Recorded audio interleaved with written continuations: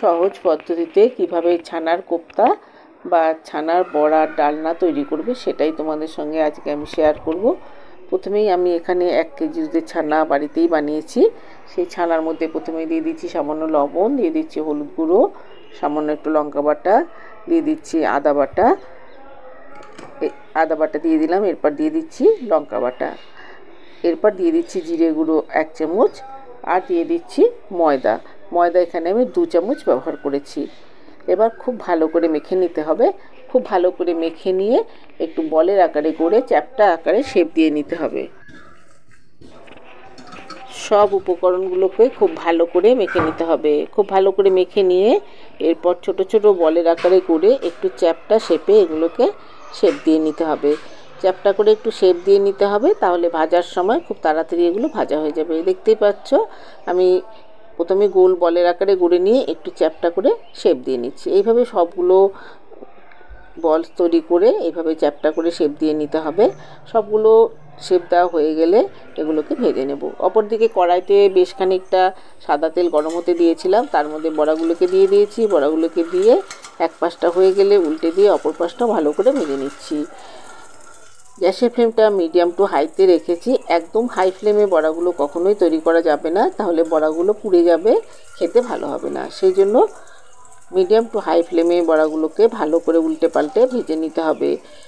এক পাশটা হয়ে গেলে উল্টে দিয়ে অপর পাশটাও ভালো করে ভেজে নিতে হবে। দেখতেই পাচ্ছ যেভাবে আমি উল্টে দিচ্ছি সেইভাবেই বড়াগুলোকে উল্টে দিতে হবে। সব বড়াগুলো ভাজা হয়ে গেলে এগুলোকে আমি তুলে নেব। বড়াগুলোকে তুলে নিচ্ছি। সব বড়াগুলোকে তুলে নিয়ে ওই একই তেলের মধ্যে আলু ভেজে নেব। আলুগুলোকে আগেই আমি ডুমো করে কেটে রেখেছিলাম, সেগুলোকে ভেজে নিতে হবে। আলুগুলোকে ভালো করে ভেজে নিতে হবে যাতে খুব তাড়াতাড়ি আলুগুলো সেদ্ধ হয়ে যায়। আলুকে একটু লালচে করে ভাজতে হবে। বড়াগুলোকে তুলে নিয়েছি, এবার আলুগুলোকে দিয়ে দিলাম। আলুগুলোকে দিয়ে আমি এগুলোকে ভেজে নিচ্ছি। তোমরা চাইলে সামান্য একটু নুন হলুদ এর মধ্যে দিতে পারো। আমি নুন হলুদ কিছুই দেইনি, শুধু আলুটাকেই ভেজে নিয়েছি। একটু লালচে করে ভেজে আলুগুলোকে তুলে নিলাম। এবার ওই একই তেলের মধ্যে ফোড়নে দিয়ে দিচ্ছি তেজপাতা, ফাটিয়ে নেওয়া এলাচ, দারচিনি, আর দিয়ে দিচ্ছি গোটা জিরে। 2 সেকেন্ড সময় ধরে ফোড়নটাকে ভালো করে ভেজে নিয়ে এরপর এতে দিয়ে দেবো গুঁড়ো মশলা। এরপর এতে দিয়ে দিচ্ছি, প্রথমে দিয়ে দিচ্ছি আদা বাটা, তারপর দিয়ে দেবো একে একে কাঁচা লঙ্কা বাটা। আদা আমি 1 চামচ দিয়েছি ছোটো চামচের। কাঁচা লঙ্কা বাটাও 1 চামচ দিয়েছি। আদাটা খুব বেশি দিলে একটু ঝাল ভাব হয়ে যাবে, সেই জন্য খুব বেশি দেওয়ার দরকার নেই। এরপর দিয়ে দিচ্ছি 1 চামচ হলুদ গুঁড়ো। এরপর একে একে দিয়ে দিচ্ছি জিরে গুঁড়ো, ধনে গুঁড়ো। জিরে গুঁড়ো দেবো 1 চামচ আর ধনে গুঁড়ো দেবো 1/2 চামচ। দিয়ে দিলাম 1 চামচ Kashmiri red chilli powder. Kashmiri red chilli পাউডারটা আমি কালারের জন্য ব্যবহার করেছি। তোমরা চাইলে কাশ্মীরি রেড চিলি পাউডারটা ব্যবহার করতেও পারো, নাও করতে পারো। শুধুমাত্র কাঁচা লঙ্কা দিয়েও এই রান্নাটা করলে খেতে দুর্দান্ত হয়।